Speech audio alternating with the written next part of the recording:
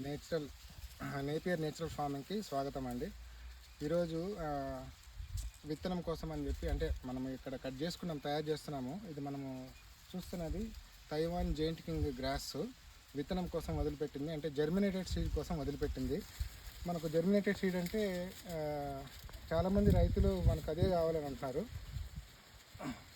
So germinated seed అంటే చూపిస్తాను చూడండి. ఇప్పుడు మనము ఈ పార్ట్ ఇక్కడ కట్ చేసుకున్న తర్వాత ప్రతి ఒక్క కనుపులో నుంచి మనకి మొలకొచ్చింది. అంటే దాదాపు ఇది ఒక జానెడు 2 జానెలు అట్లా వస్తూ ఉంటుంది అనమాట. దీన్ని ఇప్పుడు మనకు 2 కనుపులు కావాలని కొంతమంది అడుగుతున్నారు రైతులు. 2 కనుపులు మనం చేస్తున్న మెథడ్లో అవసరం లేదు.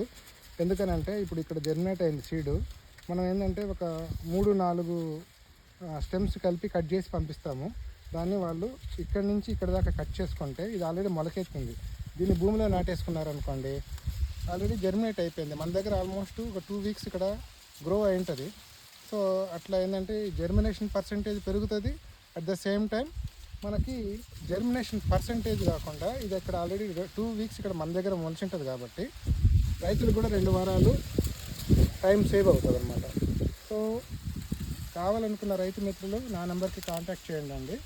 సో ఇట్లా మీకు అంటే ఈ జర్మినేటెడ్ సీడ్ అనేది మనం కొత్త పద్ధతిలో అంటే మనం చేస్తున్నాము. సో కావాలనుకున్న రైతు మిత్రులు నన్ను కాంటాక్ట్ చేయొచ్చు. నమస్తే.